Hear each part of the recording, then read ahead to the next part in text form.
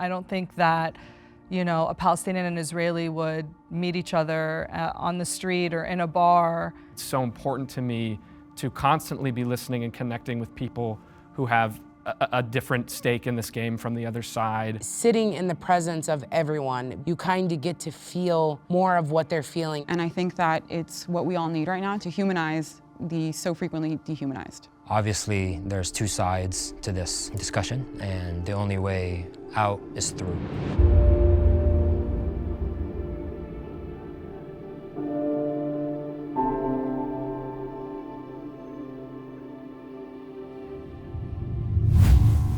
I have lost someone in the war.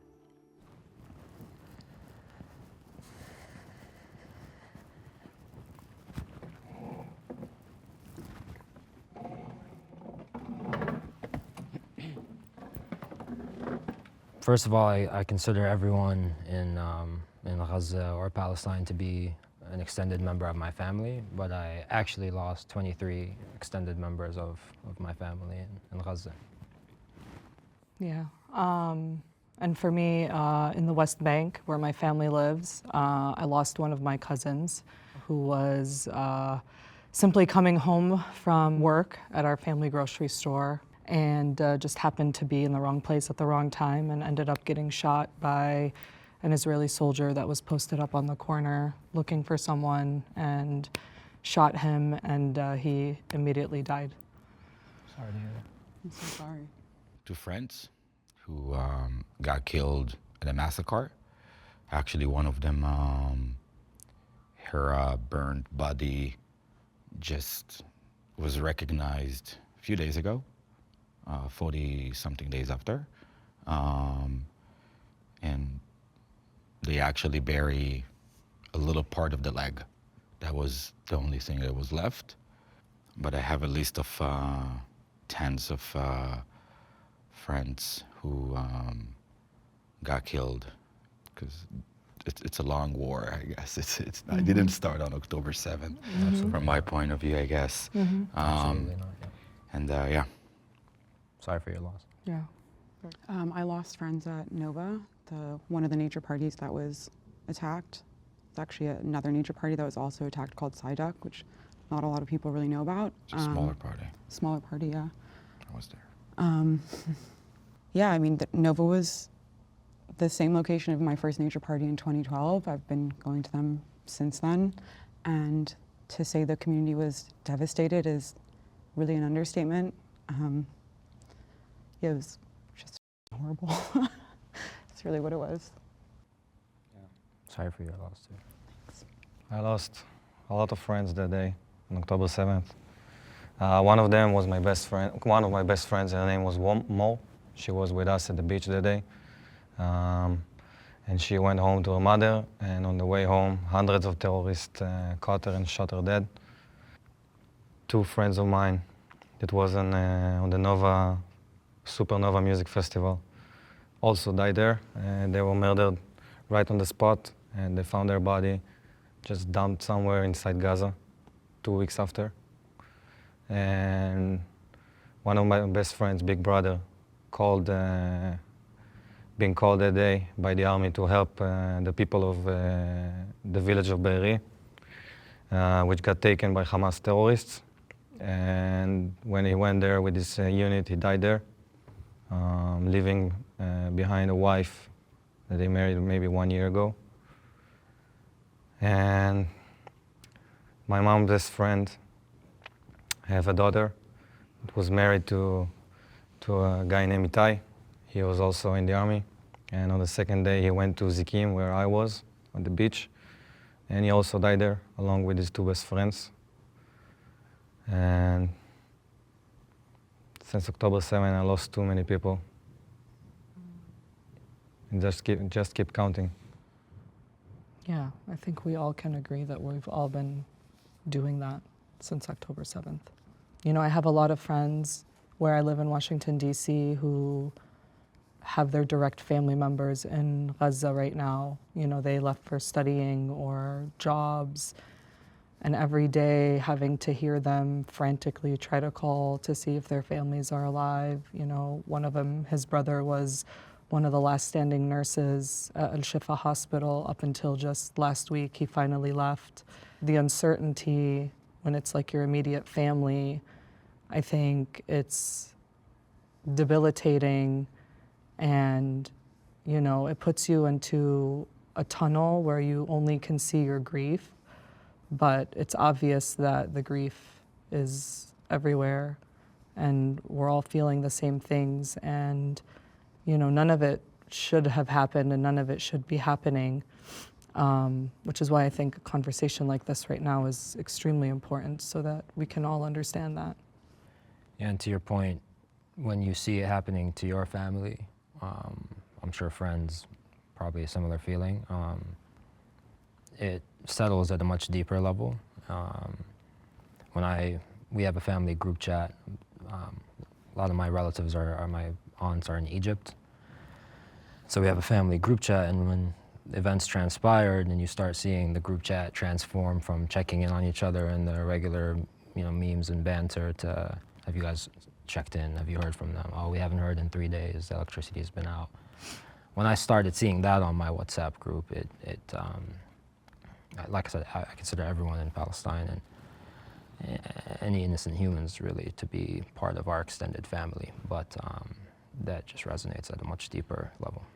I've been sitting with a lot of guilt, being the only, you know, American Palestinian of my cousins. You know, my family made it out.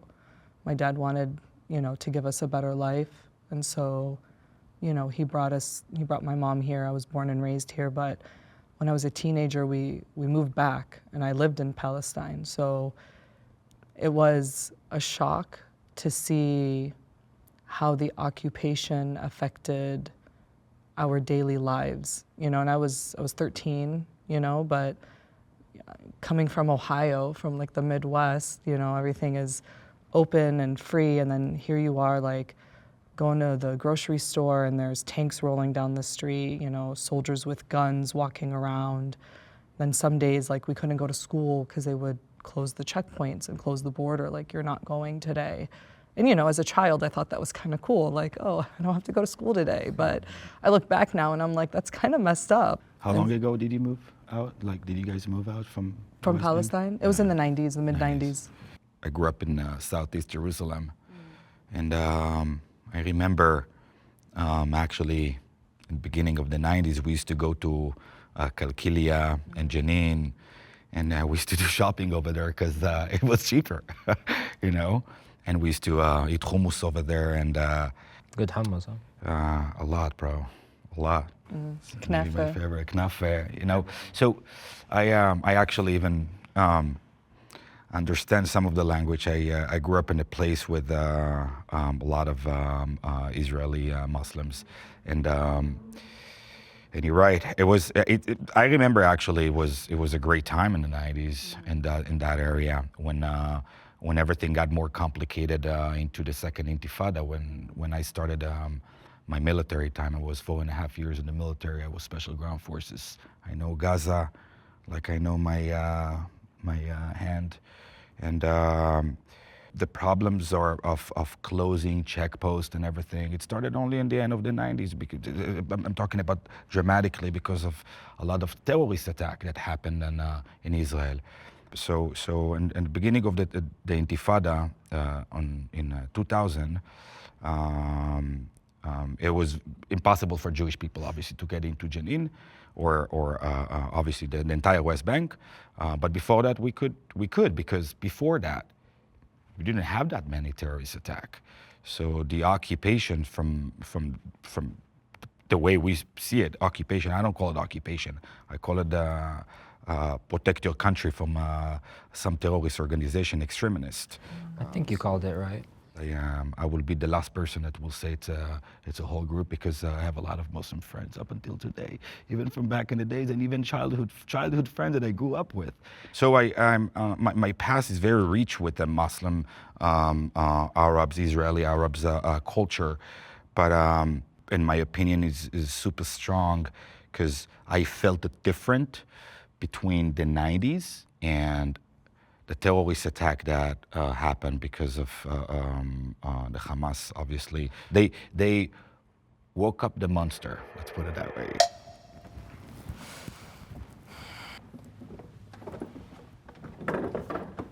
Okay, so I didn't step up because while my mom and dad know people who have been victims, I had the privilege of being born and raised in Detroit and spending 2-3 months at a time on multiple occasions in the West Bank. So that's why I didn't step up. What was your name? Talal. Talal. What you said when you first stepped down, that everyone there is your family. I feel that way as a Jew about Israel, but I didn't want to take away from who I'm sure had real personal connections. But we feel it deeply, everything that we see. And of course, I know many people who live in Israel who thank God we're not in the South on October 7th and who are okay right now, thank God, but we're checking in and everybody knows somebody. It's like we're all 1 degree away from tragedy. So that's why I disagreed. I didn't lose anyone, but I did get married in Palestine. I'm not going to say which village to protect my ex-husband. But before we got married, he was arrested. His village was attacked by the IDF, and he threw a rock this big at an Israeli tank and was arrested for 4 years, where he was beaten, tortured, starved. And according to his family, I didn't know him at the time. He never came out the same. And even after we got married, asking him the questions and, what happened and how was it in jail, and you could see the fear in his eyes and you could just feel his pain. And a lot of people don't realize that a lot of Palestinians that get arrested are never put on a fair trial. That's actually not true, what you're saying here. It's not true. 2/3 of Palestinians are not put on trial. They're not charged. They are. Yeah. they are. They're just held because I captive just and told hostage. you what Yeah. happened to my They're my, not personal. my If they did ex-husband. a crime, personal they're story. going Is to she a trial. lying? They always win. It's So always a trial in Is she Israel. lying? I'm Yeah. giving you a personal Yes. account of what happened to my husband. This isn't a source or a website or a video. I think that's a personal story. I think basically what he's saying is that according to our law, which maybe is not necessarily always upheld, that according to our law, and if it was to be discovered, there'd be mass protests. Like, we don't fuck with that as a people, and the law legally states that they would have to be a trial. I think You that's what don't. he's Not saying. everybody's like that in Israel, to be fair. That's fair. So what about the children that are imprisoned? Do they go through due trial? A 12-year-old, a Yeah. 13-year-old, a 14-year-old? All of Is them there, go to is there any trial that Check justifies your sources children and to then be come held to in me. I'm prison giving for you, years? I'm telling you right now that my ex-husband did not get a fair trial. Why? Because it was And 4 then years there? you took his situation, and I'm not taking away from your situation like you did with mine. You took our personal experience and situation and, with all due respect, made it about you. When an Israeli tank attacks a Palestinian village, are all Palestinians supposed to lay there and just take it? Okay, so we know the prisons are filled with children. They're terrorists too.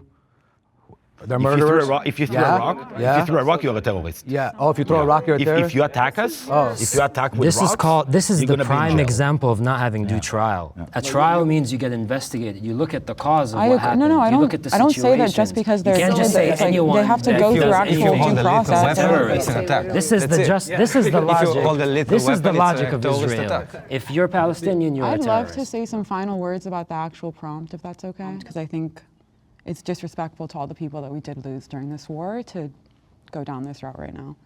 I actually broke the news on the Nature Party before any other media outlet from friends that were there.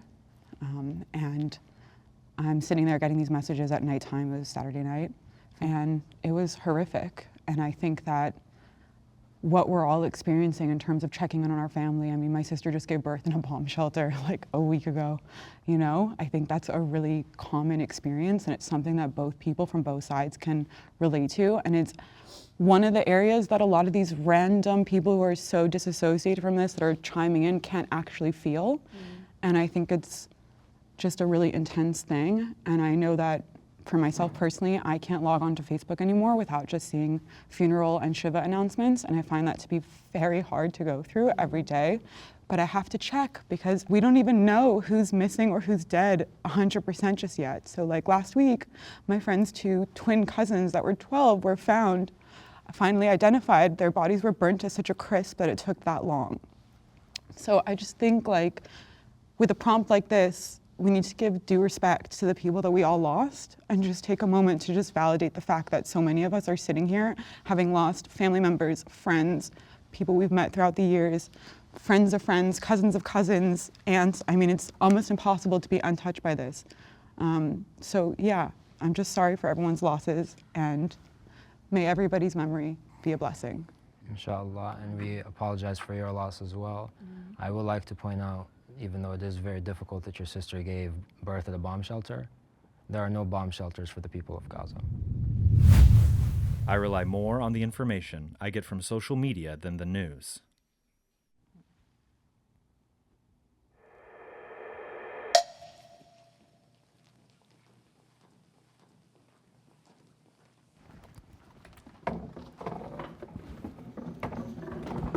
Obviously, it's very important that we're using like verified news sources. There's so much misinformation, I think, from both sides. I know that I've corrected people on the Palestinian side, like, hey, I don't think that this is actually true. Like, maybe, you know, we need a source. If you're reposting something from someone else, also tag whichever, you know, journalist or news site it's coming from, just to streamline information, because, you know, misinformation can hurt the cause more than the actual information not being shared, truly. And I think in order to honor what is happening and to be able to truly advocate, it's important that we're only putting forth the truth. There's so many different kinds of networks, ones that are more on the ground, like Al Jazeera and Mayadeen, and then obviously you have the American media, CNN and New York Post and New York, you know, Times and Washington Post. I feel like a lot of times, in general, I feel like American media, mainstream media, has not been fair on so many other issues previous to this. And so I don't only necessarily go to them, but I do look at all sources of media because I want to get a fair view of what's happening. And I also look at Israeli media. Can I ask a question? Because I saw you both not. In your opinion, is the American media bias anti-Palestinian or anti-Jewish bias, is what you say when you say that the American media is not? Anti-Palestinian. That's so interesting, Oh, wow. because for the Jews, we think it's so anti-Jewish bias. Yeah. I It think can be both, right? Yeah. It's one or the other, and it's anti-Palestinian. Oh, because you said it is. Yeah. So. Well, because Like if you look at the wording, there's selective language, there's omission, and there's adding of certain words that paint a narrative very strongly. So when they say clashes between you know, Palestinian, Israeli forces and Hamas. But you look at what the actual story is and you read the fine print, which most people unfortunately don't do. It turns out that Israeli forces in whatever situation might have stormed into a village and shot a child. But the headline reads clashes. Anytime it's the other way around, terrorist. So I think it's very important to label people correctly.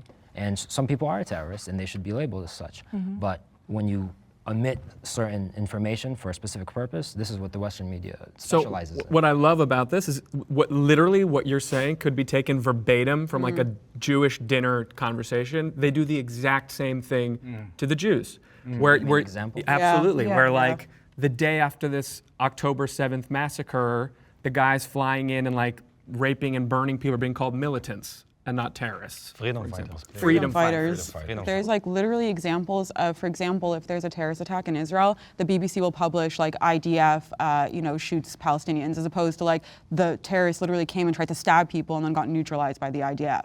And so I think like the language, honestly, and by the way, I have a lot of Palestinian friends. I know you guys think the media is biased against you, and I know we also think that too. I see this on both of my feeds. It's like so blatant how we both feel this way. And I think that instead of dismissing the fact that like we just don't see that, maybe we need to send each other examples of articles that we feel are completely biased and have really crappy headlines. And the truth is, by the way, most of these media orgs don't even have a personal incentive in the region. They're just stirring this pot for no, like, and we're just fighting out over this. We shouldn't let them do that. But the BBC is legitimately so anti-Semitic. CNN has taken years before they turned around and called What makes Hamas a them terrorist group. anti-Semitic? Their headlines are an absolute atrocity. They never report on anything that happens for the Israeli side. They only report on our response. But how is And that it's anti-Semitic? because they never report on the attacks that come towards us. They only report on what we do. And yes, all I see. it's Well, it's It's interesting Okay, how. Are we getting like two I want to different answer the prompts. we It's have interesting like how we we have do the it. same. I'd like a I, chance to answer I the would prompt. say that we're channels. probably looking at things through different lenses. Yeah. So when you say the news, you see something on social media, you should definitely verify. As far as the U.S. media, and this is just my opinion, the U.S. media that we've been fed has been feeding into lies over the years, not just this conflict, in general. So when you say they don't have let's say, a dog in the race, it's just not true because Joe Biden clearly supports Israel unequivocally. So you can't say that there's no Israeli bias in America. The U.S. always stands with Israel. That's a fact. I have a problem with Joe Biden, probably like Yeah. you have a problem Everybody with does. Joe Okay. Joe I Biden think or it's not, I don't just think that leadership in affects After our that, media he coverage. sent It does. $10 billion to It does. So. According to you. No, because the Democrats Joe definitely. Biden repeated the unsubstantiated claim that 40 babies were Yeah. beheaded. Joe Biden say that because he saw what we showed him. If I believe Joe Biden and his support to Israel, I think it's a big BS. Yeah. You He think just Joe funded Biden Iran. So Joe doesn't Biden- support Israel? He just funded Iran. No, I don't think Just you know. He literally posturing. came on. I the think it's a news. political. America doesn't thing. support Israel. Well, I don't think. Well, America, it's not Joe Biden. We just wasted $15 billion. the president of He America. literally America is supported not Joe the Biden. President Yeah, of America. we're He's the getting into president, like but Back to the news thing, though. The IDF has an extensive history of lying. They lied about killing Shireen Abu Akleh, the journalist who my mom was friends with. I was going to walk up here, but she wasn't my friend. She was my mom's friend. They said that something else happened to her.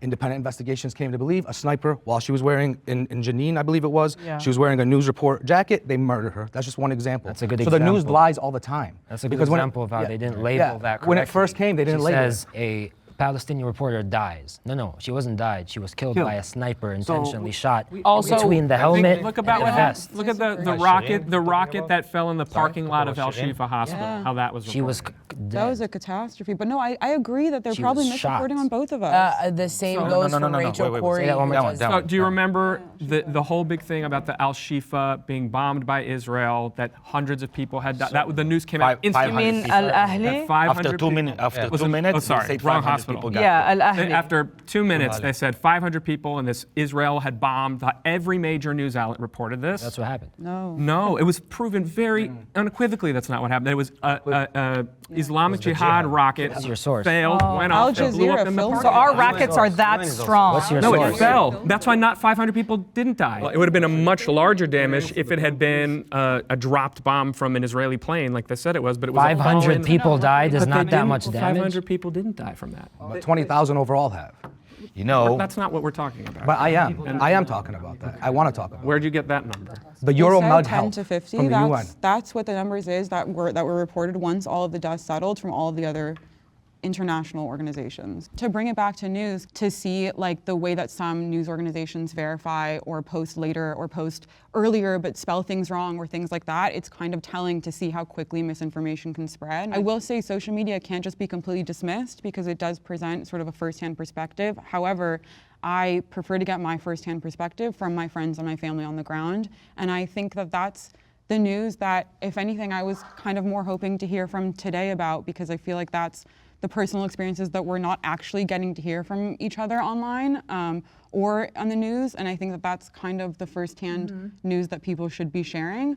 You know, me personally, like I get the rocket alarm app on my phone, but I also get a text from like 8 different WhatsApp group chats, you know, when rockets happen, is everybody okay? Is everybody okay? Da-da. So I think that that's also a really important news source, and I would ideally love to be able to share firsthand news like that with people like you, and also receive it from you as well. I think that that's the most reliable info we can get.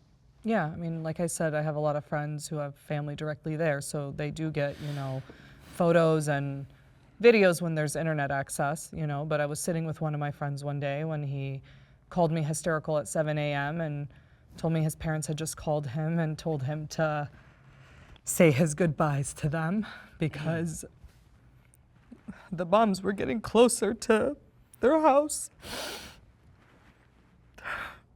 And the fear in his voice really, like, suffocated me. And I didn't know what to do for him, so he came over. We tried calling his family. His parents weren't picking up. I didn't know what to do for him, you know? Like, he's like, my parents are gonna die. I'm in America, and I can't be there for them. And I had never seen or been in a situation where I've had someone so close to me dealing with something like that. I mean, he literally stayed by my side the entire day until we were able to verify that his family was going to be okay and that they finally moved away from their neighborhood. And so they're still safe to this day. But, you know, seeing videos directly from friends, like you said, like on the ground, just has another layer of devastation because it makes you realize these are like real people that are connected to the suffering. A lot of times because news agencies can't really be on the ground in certain hot areas like that, it's good to have people that are reliable that you can connect with and get that information from. And it brings an extra layer, I think, of just humanity, because it's not just some like corporation that's, you know, reporting on the news. It's someone real that's like there in the midst of it. You know, we need that. We need that because a lot of our casualties are not reported on. In fact, this morning, I was in the bathroom on my phone, as we do, and I looked up children killed. I was trying to find a specific child, and there was 4 that came up. 2 of them, sorry, 5 total. 2 of them, again, from like several hours ago, right? And then there was 4 others that died 3 days ago in Jenin, right? A 16-year-old, a 15-year-old, a 14-year-old, and a 19-year-old, right? And it was so difficult to find. There were 0 Western sources reporting on this. I had to search it in Arabic for their names to come up in the Palestinian casualty roll. And it was almost impossible. I was shocked that there was 4 below 18, one of them 19, minors that died, and I could not find this reporting. I'm like, wait, I'll Google it. Oh, it'll come up. Oh, here, and it just wouldn't come up. It's like, so yeah, we need to have people on the ground, the Mu'taz Azaizas, the others like him that are reporting, because there is a bias against us, and our stories are being hidden. They are being erased. All I'm trying to get you to see is that it's the same on both sides. But it can't be the exact same. I feel it can't. It's either one side stories are buried, and the others are highlighted. I think both sides can be buried. Clearly they are, because I'm not trying to invalidate your experience, but you're trying to invalidate mine. I'm telling you, we've maybe from different publications. Sure. Let's say it's from different. But the feels, media it feels overall, you guys are I'm telling you, from exactly from what we're suffering. It feels to me like we're in a movie. And we are the actors, and we are the puppets, and there is some people out there that are watching the movie and just enjoy and eating their fruits. And there is a lot of people suffering in this. Listen, I'm listening to you. I swear, I want to cry. I swear. No one in this world, and I don't care what size, if it's a Palestinian or Jewish or Ukrainian or Russian, supposed to live under bombs. No freaking way. Agreed. And I'm talking to you as a veteran, as someone who was there inside, as someone who volunteered to carry all those, as someone who has friends Muslims. No one, and you know what? All of my friends also in Israel, no one wants to go into Gaza. We are afraid. It's afraid the shit out of us to go into Gaza. We didn't want to as friends, as kids. I went there when I was 19 years old. We don't want to go there. Absolutely, we don't want to. But that's sad. We don't want to. It's super sad, bro. It's super sad. What I'm trying to say is that, listen, you're talking about a publication. We are talking also about a publication. We have the same fucking problem. We are suffering from the same shit. And some people out there watching. And it's like you said, we're puppets. And we are puppets. And we are playing. We play the game of our game. You play the game of your game. Yeah. And we are like, there is some clash here. And some people are benefit from this. Now look. Our governments. The news outlets or social media. What's the difference?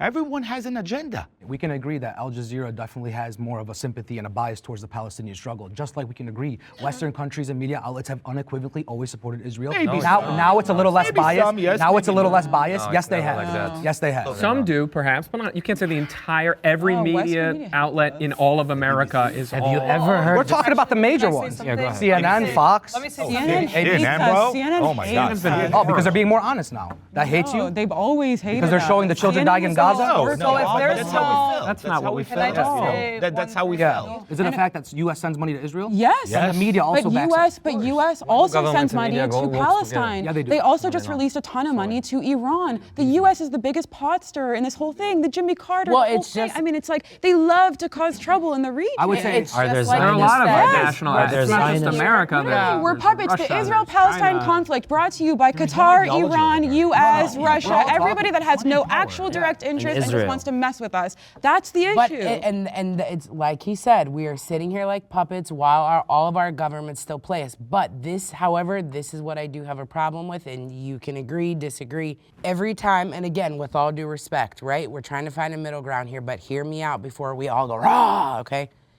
For 75 years of illegal occupation, we have been bleeding and we have been suffering. Whether you want to hear it or not, please respect that that's what we're saying. I get it. I understand. If I was sitting on your side, okay, but just have some, I'm asking for compassion. Where is the humanity? And every time we say, well, this Palestinian person was unalived by Israeli forces or this and that, it's no offense. Then on the Israeli side, yeah, but what about us? Okay, 10,000 Palestinians just were unalived and bombed in Gaza, then the Israelis. What about us? We have been bleeding and crying for 75 years. When is it our turn to mourn? You're right.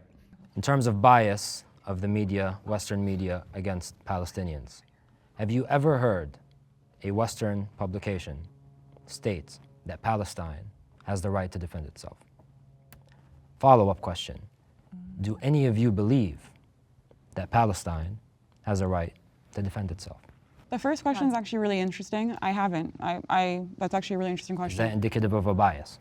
No, because I'd like to answer the second No. question. I'd like to answer the second. I think that there's a bias against both of us, by the way. I don't disagree to Oh, that. I'm biased. We're all No, the news. I think Yeah. news is biased towards both of us, and I think we're coming to an understanding of that. However, I think the second question is also very interesting because the way that we see it, we are never on the offensive. The way that I get that you guys disagree. Just hear me out, because I think this is where there's a huge misunderstanding. Right. Okay, from Israel's perspective, we've offered peace so many different times. From our perspective, we have diplomatically offered peace so many times, and it's always responded to with war and violence. And so, from our perspective, we would never initiate those wars or violences had they not been initiated towards us. That's why we call ourselves the IDF, Israeli Defense Forces. So for us, that's our perspective.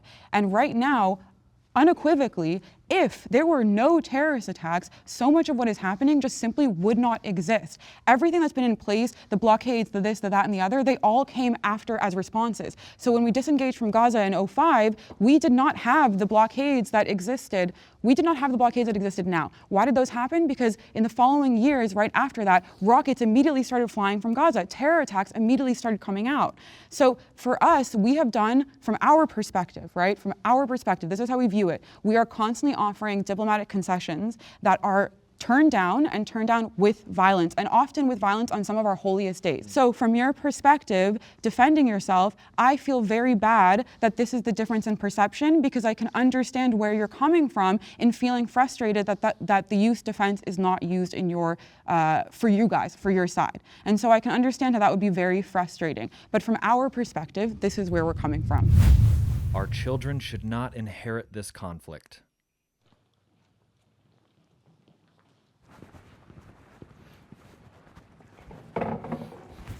I'm glad that everybody stepped forward, because I think it's important that, at the very, foundation of what we're doing here today, that we all agree that this isn't a way to live, and we can't keep suffering, more heartbreak and more losses.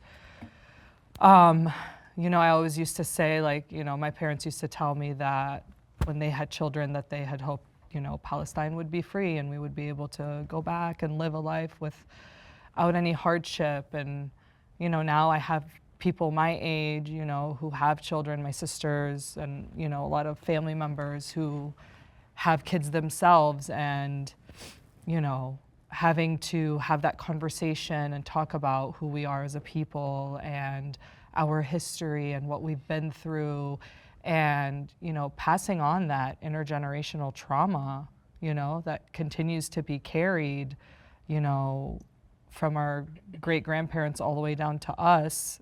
It's it's heartbreaking, and this isn't a world that we should be allowing something like this to perpetuate. Yeah, it would be great for everybody to be able to go and to live and to, yeah, walk the beaches and visit the holy sites and not have to fear for their life while doing it. This is like, who wants to live like this forever? This is crazy. If I'm gonna bring kids into this world, enough is enough. And I don't wanna live in a world without the optimism that peace is a possibility. I really don't. I think that that's like a world to live in. I refuse to believe that as a younger generation, as a newer, smarter, more informed generation, that we can't come together and make something tangible actually happen for our kids. And I totally agree. And I think the only way to do that is for people on both sides to recognize each other, and that I agree. we're gonna disagree on whatever, but like one side has their story, their truth, their lived experience, the other has the same. We don't have to convince the other to see it the exact same way. We just have to see each other and acknowledge that we're both in this situation and we both want to get out of it, and let's treat each other like human beings and find the way out of it. Jonah, what's your involvement in this? What do you mean? What's your involvement in this conflict that we were speaking about? I'm a Jew. Oh. So, Can we not? like, where are you from? Like, where do you live? I live in Los Angeles. Where were you born? Los Angeles. Okay. It's easy for you to say what you said, and even though I agree with what you said, that we do need to be able to see eye to eye. We do need to be able to find a future for our children.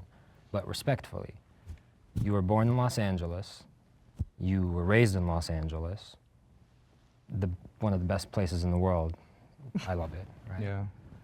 You don't have the answer to this conflict, to this occupation. So I'm does the sorry. people from Jordan. Okay. Sorry. Jonah's thoughts on this conflict are not invalid just because he was born in say they're LA, invalid. and I I think said that's I crazy to agree. sort of invalidate. I said I agree with his sentiment, so don't but he's still disqualify from him. Los Angeles. But you're still DQing him to a degree by saying he's born in LA. Respectfully. I just don't think that that's right. I think that he has a lot of skin in the game, family in Israel. He was just there with Jewish me in getting April. Like, attacked that's all wrong. over. I think actually there is a big room for people that comes from different countries and they feel hurt from some reason, from social media or whatever, and come and say what they think about the situation.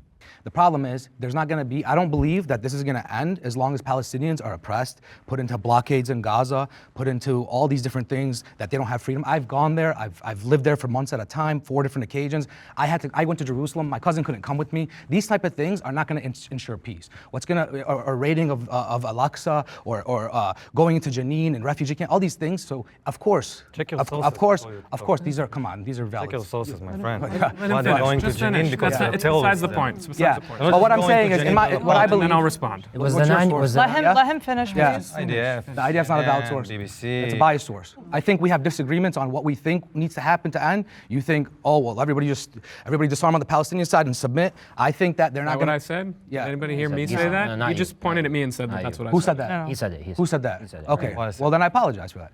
But I think that the solution would be to end the occupation, the Israeli occupation. And I totally hear that, but as I said, there's two sides to every story. So the Israeli side would be, well, they need to stop having terrorist attacks in Israel, and we can stop at this. That's why I'm saying we can go back and forth. A lot of things need to happen from a lot of parties. It's going to require a lot of outside parties having influence from the Arab region and the U.S., bringing people to the table, making things happen. If we're just stuck in the intra-fighting of I'm there, we're hating each other, That's not what I said. It's never either, going to though. get anywhere. And the occupation is absolutely the problem. So even though you said this is how I think it'll be resolved, it needs to be the other countries and people need to come together. I'm saying that the root of the problem is the oppression. And it's the land theft, And the I constant hear that from settlements. your side. Yeah. Well, that's most people in the world think that. But is there I'd objective love truth? to. I would love to Is there actually objective truth? respond to what you're but saying. There's also objective objective truth. truth to both sides. That's what I'm subjective saying. There- Objective truth doesn't have two sides. Yeah. There actually, Objective I think- truth is truth. Yeah, Is there, the that's what my Nakba- question was. Is So, there objective I truth? Are you married? I would. No. There's objective truth to both sides, I promise you. That's actually But, hilarious. that I would love to answer you because I actually think that this is a really important. Respond. Yeah. I didn't ask a question. Sorry, I would like to respond to you. Apologize for using the word answer. I would love to speak to you just openly because I think what you said is really important. It's something that I've thought of for many years. There's a really good book called Catch 67 by Mika Goodman. Both the right and the left hate it equally, so you know it's pretty decent. And it talks about the idea that we can't look at everything from a non-binary perspective. So we can't look at it as peace or no peace because you're right. tensions need to be limited. Relations need to grow. We can't just like immediately offer something and then boom, it's accepted. And then boom. We've been trying that for the last however many years and it hasn't worked. Yeah, but so I agree that we do need to minimize we need to improve, the day-to-day lives of both Israelis and Palestinians. Travel within the West Bank is a huge issue, and Catch 67 talks about that, and potentially building a road that's Palestinian controlled through all of the cities to be able to improve travel and transport. So there aren't these sort of weird blockades or blockages where you can't bring your friend to somewhere, or you can't visit a cousin who's in a different town. There's actually a lot of really awesome orgs that are working on these sort of tangible, actionable items that we can do to improve the situation and the lives on the ground. And if anything, I think in the last like 4 or 5 years, what we've seen with the Abraham Accords, bringing peace between so many nations and Israel in the Arab countries, to me, as a Moroccan Jew, I almost cried at the thought of peace between my countries. It's like reconciling my two identities. Excuse me, let me please finish. Reconciling my two identities to me was so special. And so that to me was one of the things that we've done, bringing in, many people from Gaza with work visas into Israel to be able to work in Getting Israel. out of Gaza having in a number. 2005. Yeah, but I'm talking since Giving then. the I'm land. talking since then, the last 4 years. And if you've noticed in the last 11 months in Israel, we've had a number of protests to be able to also further improve the situations. We are working towards that. I think it's one of the most important things is for us to not look at it as a non-binary thing. Progressives are so quick to look at sexuality and gender non-binary, but when it comes to these sort of complex issues, everything is black or white. It's peace or no peace. That's never going to happen. We need to come together and work on tangible things we can do to improve the situation. So you're right. I actually really agree with you, and I wish that you could hear my agreeance. So all I was going to reply to was the Abraham Accords. The Palestinians were not even involved in that. So no, we don't accept the Abraham Accords because we weren't even confronted about it. That's what I think most people you ask on the Palestinian side would say. And this is a history that goes back a century of this. Palestinians being excluded. When the Nakba first started, 1 million Palestinians, nearly 1 million, 750 plus Palestinians were expelled from their homes. Some fled, others were murdered, right? And then you have the 1947 partition plan, which is like, hey, we just got here, we're taking 55%, you guys are keeping 45. You're saying we've offered many resolutions. Who would do that? If somebody came to America right now and took our country and said, hey, you guys get 45%, nobody would accept that. So you gotta also look at it from that perspective. So. I have kids. When we were in Tel Aviv, and on October 7th, I was in Tel Aviv, and then we drove down to Jerusalem. We heard the alarm goes off. I'm like, do you hear that? Do you hear that? I'm like, and my son goes, yeah, what's that? I'm like, that's the alarm. I'm like, and then I'm like, my kids doesn't even know what is it. So, to the point, I'm happy my kid didn't know what is it, because I know what is it. I grew up into this conflict. In my house, we don't talk about that. We don't talk what's, like my son, we started to tell them about the story, about the war. There is terrorist, and then my son was like, Dad, in Hebrew, what's terrorist? My kids doesn't know anything about this because for me, they're not supposed to know about that. My question is, why the kids in Gaza are learning books of Hitler's? Books of Hitler. You see books of Hitler all over the schools, all over Shifa, all over the schools. They're all over all those books. That goes both ways. Let me answer. There is no even one program in any school in Israel that teach you to hate Arabs. Not even one book, not even one story in school curriculum. Very likely that was planted. That's very likely that was planted. But are you done? Planted, come on, by soldiers like me at 20 years old. Also, soldiers planted those things. But Mr. Mushkil, can I answer your question with another question? If you have more to say, go ahead. No, it's because every time we will say something, it's been planted. You guys are lying. Listen, I was a soldier, 20 years old. You know, when you go into Gaza, by the way, when you're 20, until you get into the house, you want to kill yourself. You don't want to be there. You don't want to be there. Shouldn't be As forced. a soldier, you don't want to be there. So there is no soldiers who planting books to take a photo. It's not the soldier, it's the leadership. Also, by Human Watch organization, there was an investigation that in Israeli schools inside of Israel, not all of them, but some of them, that they were taught to hate Palestinians. Oh no, That's this Human is Watch. never. Human Rights Watch. Bro, you know how many I'm videos I've saying seen of Human Israeli- Rights Watch hate it. on their website. That was an investigation. Wow, I'm that dying was to done. see it. But I would like to go back to the prompt, if that's okay with everybody. The reason why I don't want your kids or our kids to inherit this conflict is because, number one, maybe not for you guys, but for us as Palestinians, we already risk sitting on this panel not being able to ever go back and visit our family in Palestine ever again. I do have family in the West Bank. I don't know if I said that earlier. My father's Palestinian, and my grandmother and great-grandmother are actually Jewish from Germany. I wanted to make sure everyone knew that.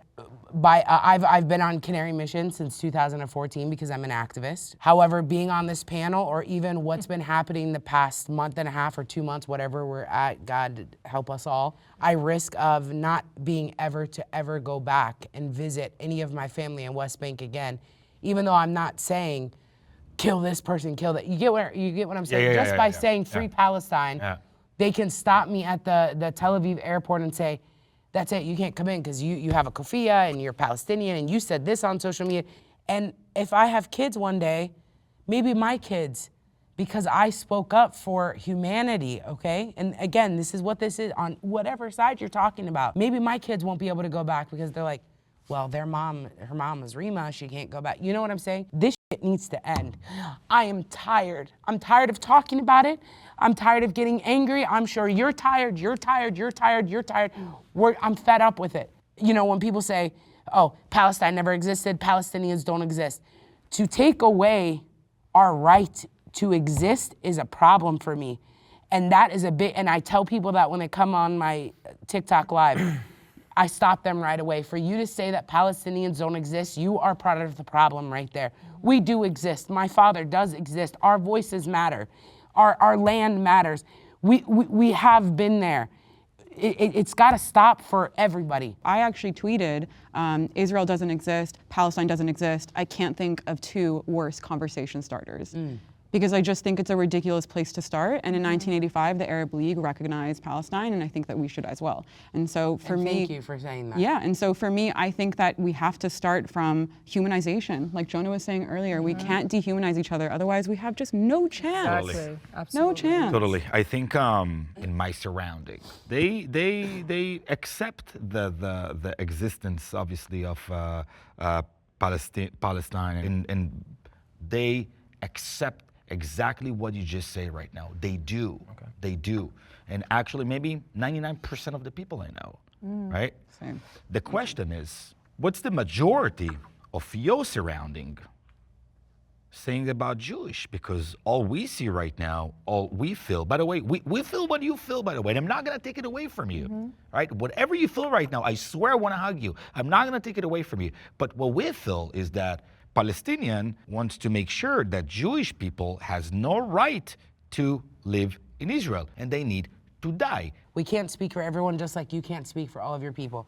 I'm telling you, as a Palestinian, not because my grandmother's Jewish, we are not against Jews. We don't want to get rid of the Jewish people. And I love to hear that. And I swear to God, I think Yeah, I mean, no, it's I agree 100% with 100% what true. you What said. about if I will hear, Tomer, we don't want Jewish to get killed because they're Jewish people, I swear it's open everything to a conversation, because all I want is just to make sure that if you guys sit in front of me, you don't want to kill me. Yeah. Oh, I'm down for everything, not. bro. I'm down for everything. Not at all. We do not want Jewish people to die. Absolutely What not. about I don't think Zionists? there's a single Muslim that Or believes in Islam Palestinian. truly that can, in his right mind, justify in any way, theologically, rationally, logically, that a Jewish person doesn't have the right to live.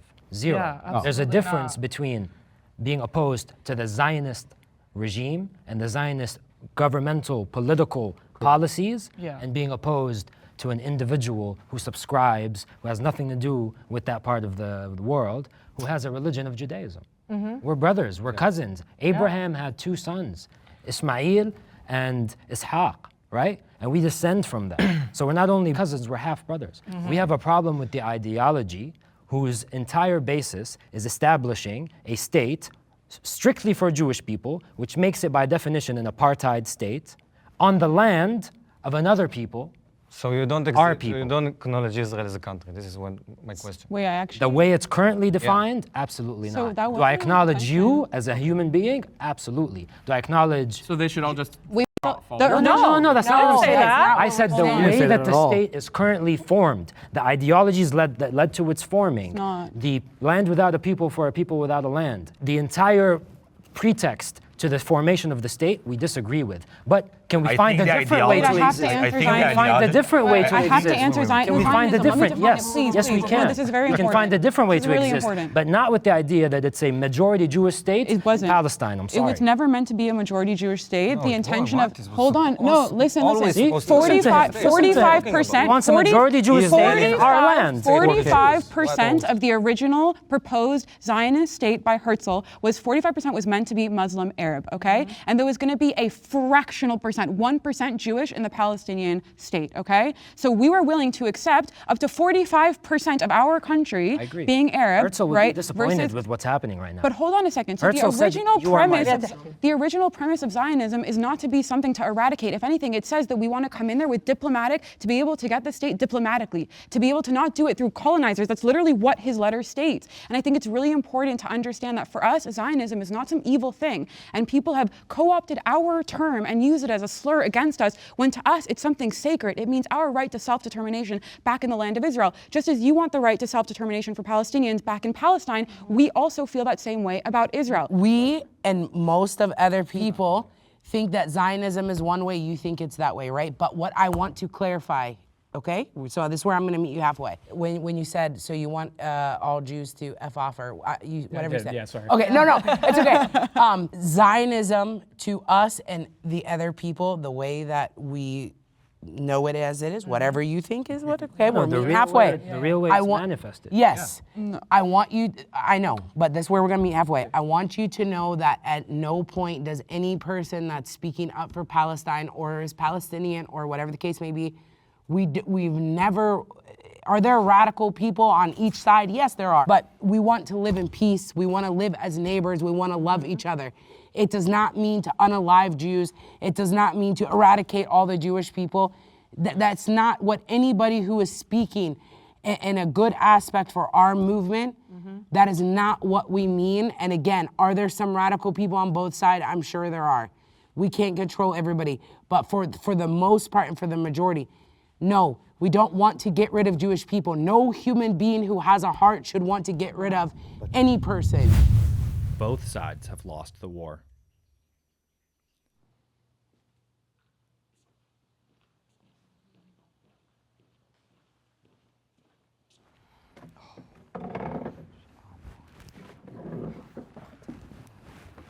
Hello again. Hello, you want to go?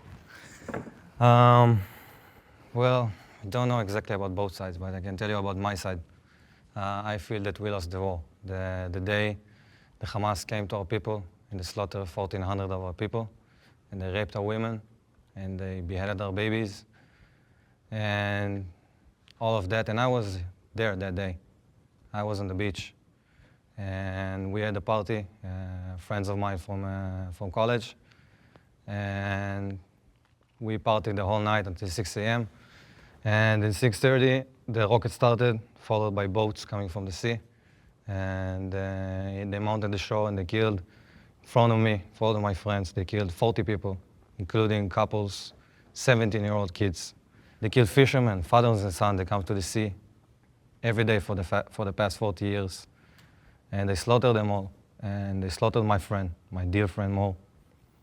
And I don't know how many of you seeing, like we talked about the media, the news and all of that. So when it all happened on October 7th, the Hamas really posted everything on Telegram. And I saw all the horrors. I can talk to you about every single video of it and how they beheaded people and how they raped our women and burned babies in the ovens. For me, no matter what happens next, we lost this war. We lost our brothers. We lost our friends. No military act or nothing can bring them back. Actually, the main reason why I think we lost, alongside with that, is our hostages. 241 people was hostages. Some of them were released right now, women and children. But there are at least 170 people still in Gaza being held captives. No one speaks about it. People ripping out those posters every day.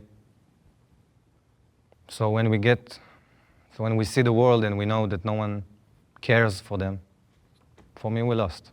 Yeah. I think when the question came to me, I was thinking of a win-lose because there's never going to be a win, right? So even if we find the peace we all want and the freedom, I have a hard time calling it a win that we've, as you mentioned, so many innocent people have died, children, women, etc. So that's the main reason I came up here. You can't classify anything else but a loss, even if outcomes are better and things get better. We've all lost. It's tragedy, and so many innocent people died in the last 6 to 8 weeks. 2 million in Gaza have been displaced from their homes. 18,000 have died. 8,000 of them have been children. About 4,000 women. This is from the Euromed Health Monitor, and generally these numbers that come from Gaza end up being verified by the UN. So it's sad. And also, as you mentioned, the innocent civilians and children who are taken hostage on October 7th, and none of that is okay. So yeah, it's a loss.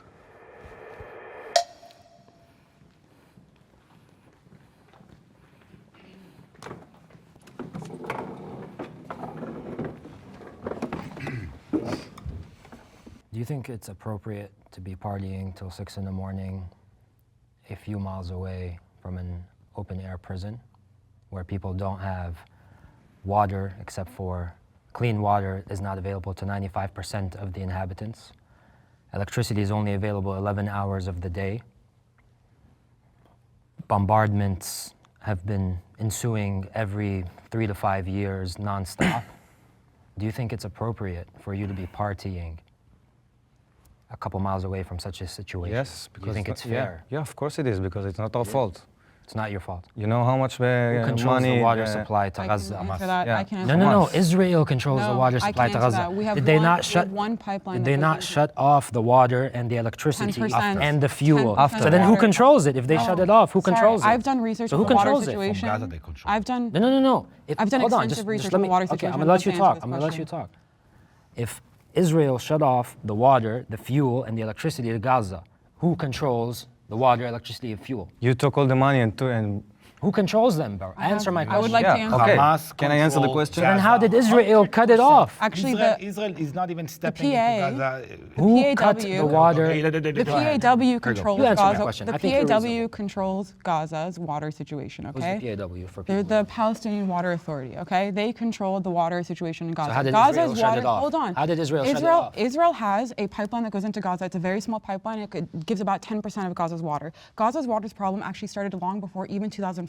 They have a number of aquifers on their shores. One of their main aquifers, which is not enough to sustain the population growth which has come to be. They also have a lot of other problems with contamination. Why? Because their contamination Israel plant controls the water sources. No, we left them a perfectly good sewer grade in 2005, great sewer grade, but it was for the population size that was there. Right now, the population has grown significantly where those contamination plants, the wastewater treatment plants, can't process the amount of water that's coming in. So what happens? The overflow goes into the ocean, which further degrades the water that's coming in from the aquifer. It's actually a really shitty situation. what has Israel done done to to rectify that? There's a number of What has Israel organizations. done to rectify that? Well, explain. There's a number of organizations in Israel that are actually working on this problem right now. However, long-term solutions for water has to come from diplomatic means because we need to be able to get the supplies in, and those supplies that are large enough to be able to sustain Gaza's water, to be able to build and scale to what it actually needs right now.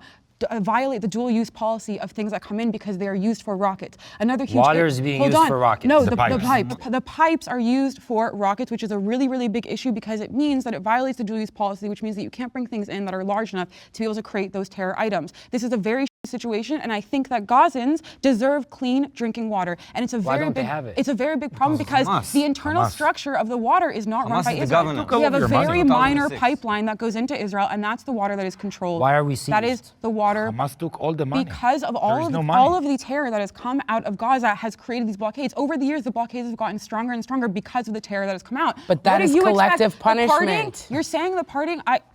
Listen, the partying, I think it's collective punishment by Hamas. The partying that's happening at 6 a.m. on the beach right next to course it, it's right? Hamas. That's also Who happening else? next door to a place wow. that's sending thousands of rockets into Israel every single day. That's So is delusional. it right to be able to send thousands of course rockets not. into Israel every No, single no, day? No. No, you- No, we pulled out of Gaza. The water system gonna in use- Gaza was set up for the current population. Very big issues with that, okay, regardless. But I think that more people need to do actual research on the water situation before speaking about Israel shutting on or off. We shut off 10% of the water. There was already a water crisis in What about Gaza. the fuel and the now electricity?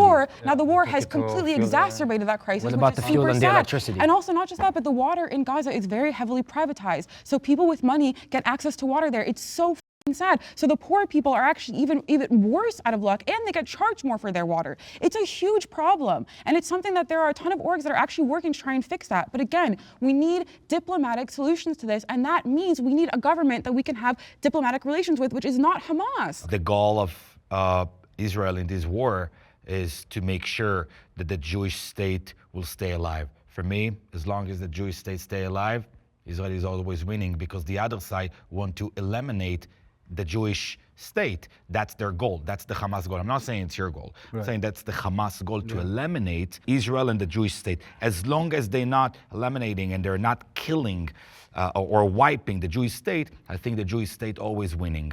And the goal of the Jewish state right now, it's to wipe off Hamas, not the Palestinian people. Hamas only. But they And did. Have they succeeded will in do it- that? Not yet. Not yet.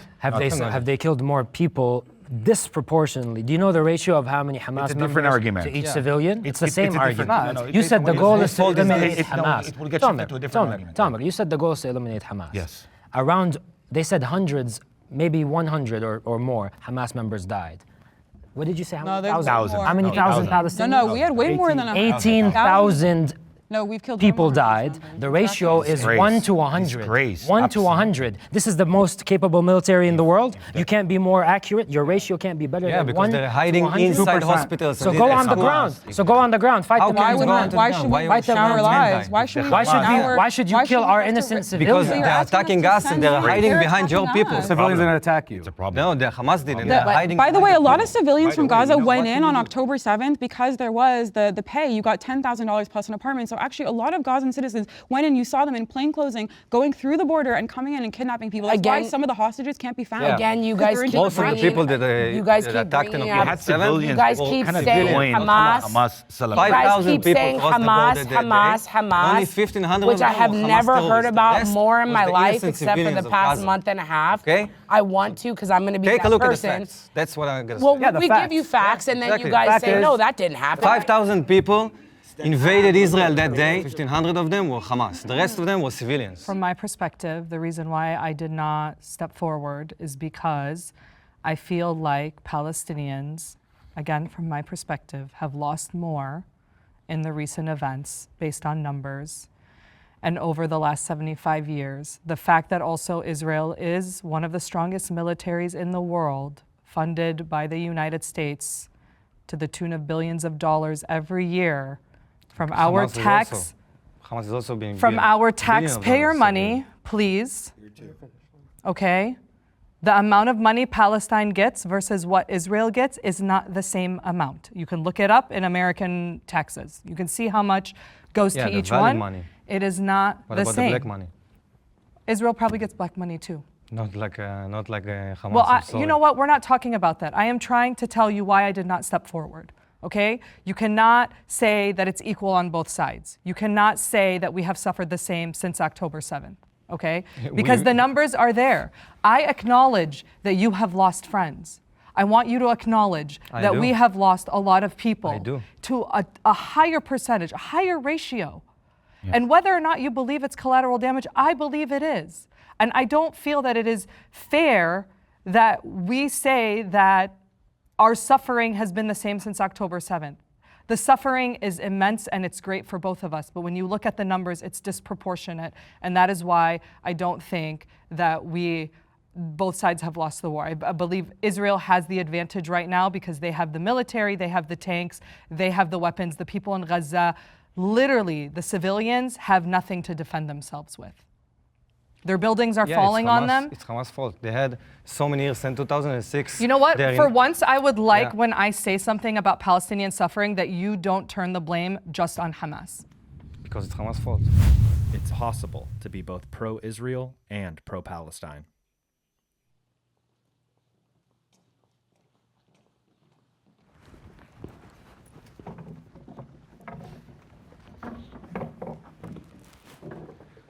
I'm pro two-state solution, so that's pretty much why I walked up here. I don't think a one state is reasonable. I think two states is much easier to accomplish. It's been something our former leaders, Yasser Arafat, Rabin, etc., they've put in so much work into the two states. I just don't see a one-state solution being viable. You don't have to be pro countries, but I'm pro both having their own independent land. Couldn't agree with you more. Vibes. I actually think in a different way. I have a problem with the whole state, politics, the whole system thing. I'm a rebel to systems, you know, and it doesn't matter what system is it. So for me, you can like both sides. You can be pro both sides. I believe we can. There is a way. I don't know if it's in this world right now. We can be friends and we can host each other without talking about a whole state thing, you know. So I think friendship doesn't come from a state thing, from a system thing. I think friendship and a peace comes from wanting just to be a friend with another person. I acknowledge you as a human being, and you deserve to live wherever you want, and I'm okay with that. I have no problem with you living next to me. You know, it doesn't matter where you come from. When I think about pro-Palestinians, I divide it to two sections. If you're talking about the death of innocent people, if it's children, women, men, whatever it is, then I agree with you. And I'm told you before, I'm really sad for innocent people that are dying. But there is the other part of the pro-Palestine thing, and which is pro-Hamas, or not condemning Hamas. And with that part, I can agree. Never. Yeah, I mean, some people feel the same way about the Netanyahu's right-wing evil government. You know, I feel like you should be able to condemn both. Condemn what? The government? Well, first of all, Netanyahu's been public about saying that his stance is recently there's, I think it was Harit, he openly said, I'll make sure, as long as I'm in power, I'll make sure there is no Palestinian state. If we're talking about Netanyahu, I think we all have agreements or disagreements. No, Yeah, but I have to bring him up. No, in I this. come from Yeah. a very, very, very right-wing family. Right. We never had those words in my home. I believe you, right-wing. and I never had one Never. person And you can in my compare home support Hamas. You can compare Netanyahu's government to Hamas, I can. which are terrorists. I think the world No, can. you can't. They are. You can't do that. They're doing Sorry, it. Hamas are terrorists who killing and raping and beheading children. Yes, and this he's killing is children as nothing well. the same. So- This is nothing the same as Netanyahu Right. or the Israeli government. yeah, and no. if you're comparing the Israeli government or the Israeli state to Hamas, then my friend, you have a serious problem. I do, and With I think many people do. Yeah. Many people what? Because they both do things like kill civilians, right, for political gain. So you could like say these ones are brown and they're coming in crazy, whatever. And you could say this one's just dropping bombs from the sky. The end result is the same. You're Talking killing about innocent Hamas, people. I'm talking Yes, about I'm talking about Hamas monsters. too. I'm talking about monsters. Yes, so Not talking Netanyahu, about Likud, humans. monsters. How can you compare not humans? How can you compare monsters and animals Yeah, well that's. to people? Oh, so It's because not so comparable. let me be clear. No. These ones are animals. These are not. No, Why? Hamas is animals. I'm not Why? talking about the Why? Palestinians. I'm talking Hamas. Okay, why? What they did in October 7th, they are animals. They are monsters. I think it's They're not even totally. animals, you know? Animals kill to feed their children. Animals kill to feed themselves to survive. They did it for fun. So for me, they're monsters. Look at the way it's been done. That's it. It's the Look at the way it's brutality. been Nothing done, to be you know? negotiated about. Brutality? The brutality is more on the Likud side. So I think that being pro-Israel and being a Zionist is inherently actually being quite pro-Palestinian. I believe that I have the right to self-determination as a Jew in my homeland, and therefore I believe that Palestinians also have that same right. And I think that the most pro-Israel thing you can do is want to live in peace. It's one of the biggest tenets of being in Israel. Jews are hated everywhere around the world just for being Jewish. And there's literally one place in the world where you just step into and for a second, you are not hated. For a second, you're some random Danish person who never had to grow up with a bunch of people hating them for their peoplehood. For some reason, that is just something that people can't really acknowledge and they don't seem to be able to validate or accept. But I personally think that the biggest part of being a Zionist is wanting to live in peace. It's coming in there peacefully. It's trying to negotiate. It's trying to come in with diplomacy. That's the whole tenet of Zionism. And to me, that's the biggest pro-Israel thing you can do. And that's what I see when I'm in Israel. And that's what I see from all of the Jews that are around me 24/7. I'm so pro-Palestine. I'm so pro-Israel. And I'm really just pro-human all around. The overwhelming majority of Jewish people just want to be able to have a homeland where they can live in peace with their neighbors, period. No one would like to see a free Palestine more than the Jewish people, because it would mean there wouldn't be fighting anymore. I dream of that scenario where there are Israelis living in peace and Palestinians living in peace, and everybody's just going about their business and we're sharing the sandbox and getting along nicely.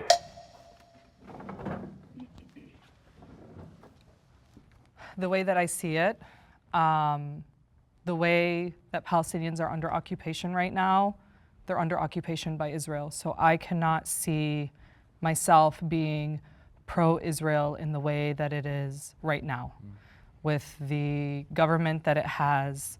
And I personally am a one-state person. I hope everybody here knows this, but pre-1948, Jews, Christians, and Muslims all lived in the land together. Not peacefully. And Peacefully. Peacefully. No. Look into Jerusalem. yeah. Pre, I can show you a lot of Can you please pogroms stop there interrupting was. me when I'm speaking? 1913. You Before got to 19. speak. Thousands of Jewish people died. So- Before Years. 1913. Look Yeah. into Jerusalem. Stena. We'll show you. So for me, that's why I say if someone in this moment comes to me and says I'm pro-Israel and I'm pro-Palestine, it makes me feel like it's just a very neutral stance, not wanting to take either side. For me, as long as Palestinians are under occupation and don't have freedom of movement, the Israel that exists right now is not one that I personally can support. I'm not saying this about the people. I'm not saying I want to get rid of the Jews or the Israelis. Look, all of us here are younger than the state of Israel. We did not create this. So I don't think that we can point fingers at each other and not see that we don't have the stakes that the leaders and those that came before them did when they created this problem. When Palestinians have their basic human rights and are treated equally under the law, we can call the state whatever you want to call it, and at that point I would be happy to call you all my friends and my neighbors, and there would be no problem. It seems that everybody here has the same idea for the future, and I think that is the thing that we should be focusing on. Reason I didn't step forward is quite similar, because when I hear the word Israel, I don't think the tribes of Israel. I think the state of Israel. And the state of Israel, the foundation that it's built upon, is a racist ideology. Now, did it always start like that? I don't think so. I think there was some racism in there, but I do agree in reading the works of Hadham, even Herzl, there was some desire to do our own thing and let them do their own thing. I am pro-Palestine and pro-Jewish people and pro an eventual state that we can call it Jerusalem. Do you know where kibbutzes originate from? It originates from blocks of land and communities that were intentionally purchased in one continuous plot so that it can exclude anyone besides the Jewish people.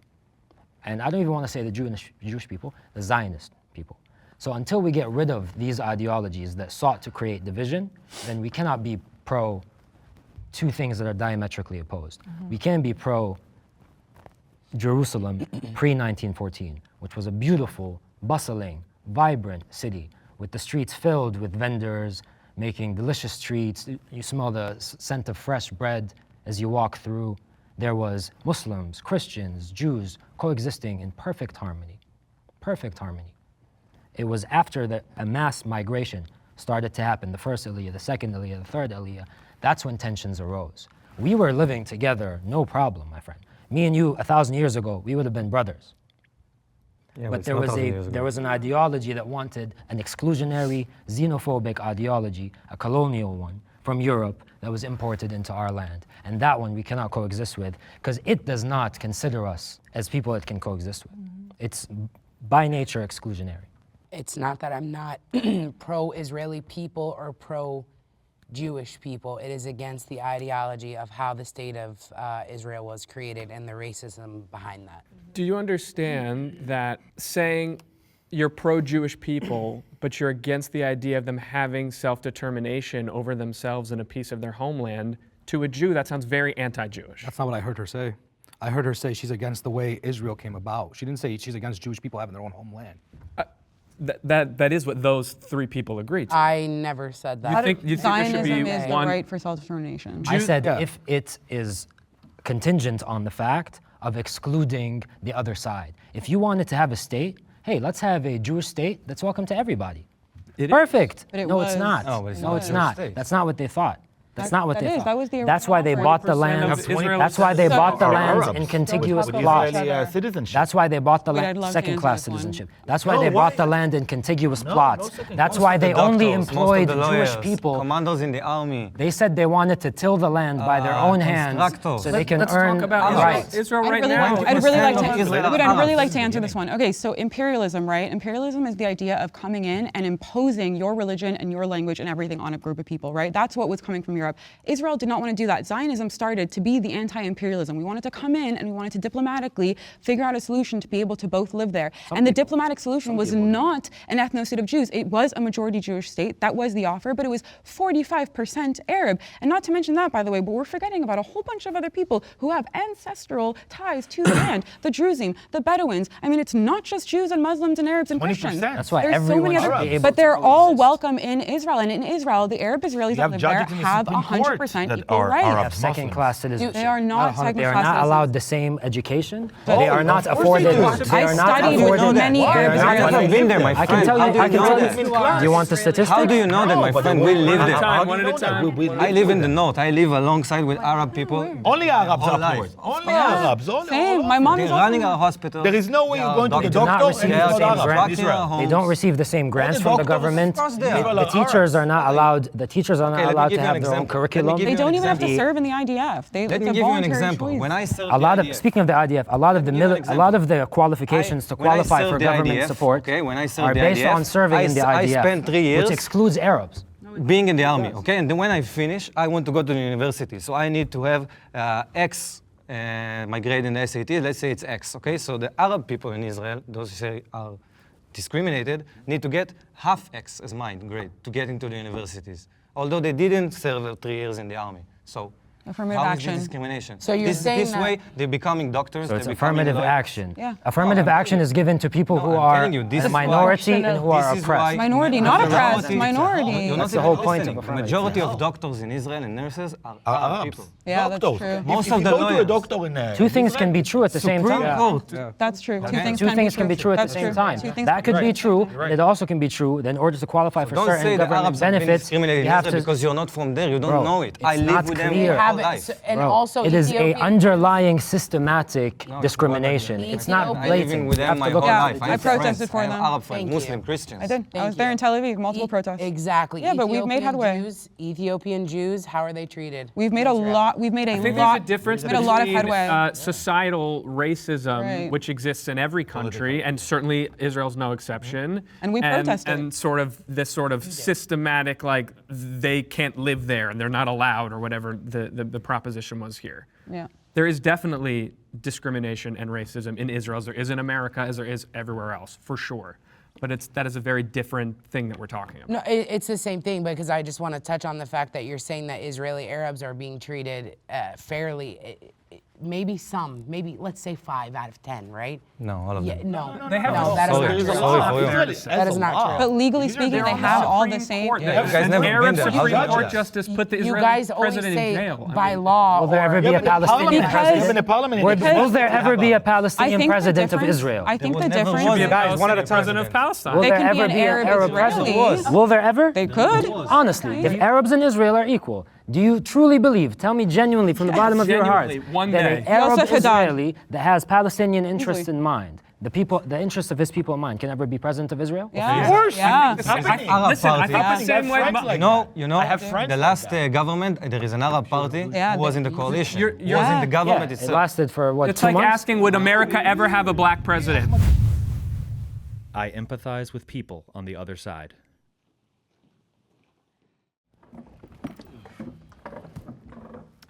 I will say that I learned a lot from this roundtable. And I mean, while I have a lot of Jewish friends, I haven't met many people who were also Israeli, who had lived there, who served.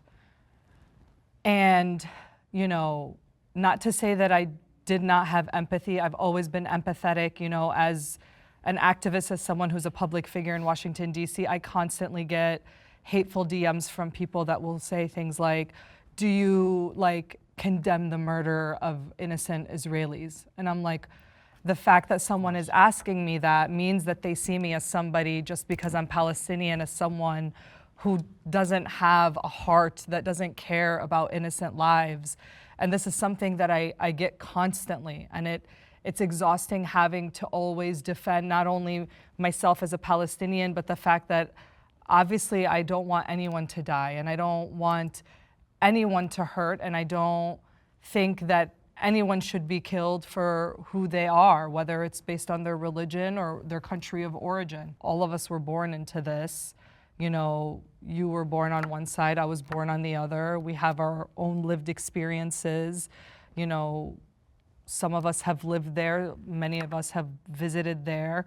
And on both sides, I think that we can recognize that at the end of it, and at the very basis of this entire day and this conversation, is that we're really just human beings that care about our identities. We're very passionate about it.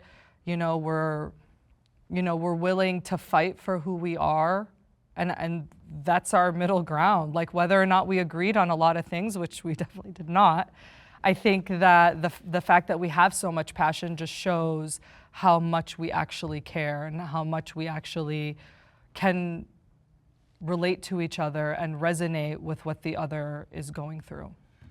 I empathize with the other side because, as she said, I'm a human being, and I love humans. I love being a human being. I love the interaction with human beings, and at the end of the day, like when you said that people message you and say, "Oh, well, what about the Israelis that died?" And you saying that they paint you into this person that's an evil person for being Palestinian. We are Palestinians. That doesn't mean that we're terrorists. I'm tired of being called a terrorist. I'm tired of being called a Hamas lover. We are humanitarians. Is there good and bad on both sides? Yes, but immediately the spotlight goes straight to us. Oh, well, you're Palestinian, so you must be a terrorist, and you don't empathize with the other. If you're human, you empathize with any loss of life across the globe, no matter what you are. That's it. What's so interesting is, again, at so much of what you said, it's like the exact same words come out of our mouths. So like, I get people being like, well, because I'm standing by Israel, I want all Palestinians to die, and I have no empathy for any poor children or anything like that. So I get exactly what you're going through on the other side. And so what this conversation has done for me is and what I sort of hoped it would do, is to get to hear from you, and to what I sort of expected, which is what it was, is that we have very similar experiences through totally different lenses and totally different specifics.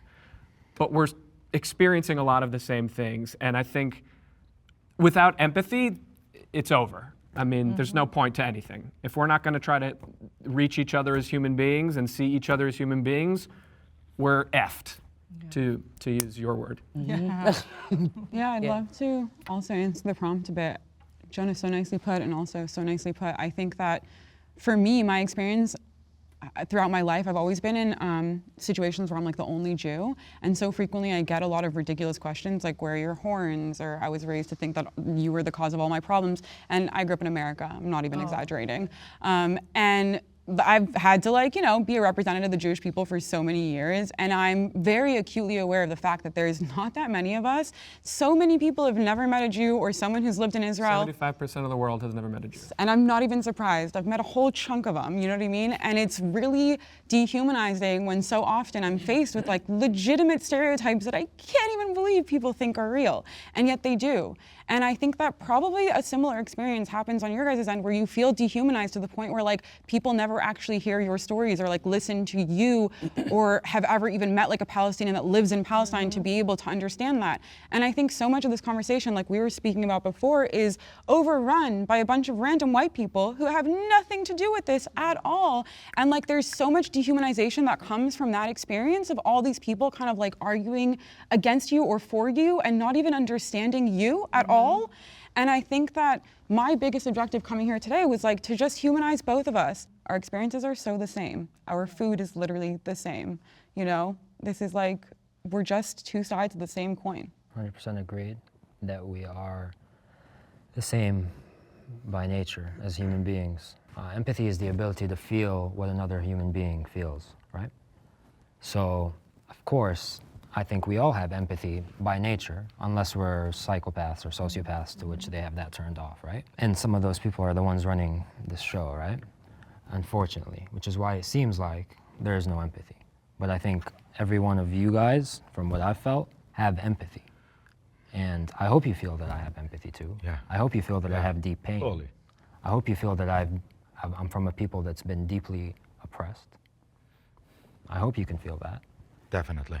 And my ideal solution would be a place where everyone has empathy for one another, and it is void of those sociopaths that don't regard the other as the same as they are.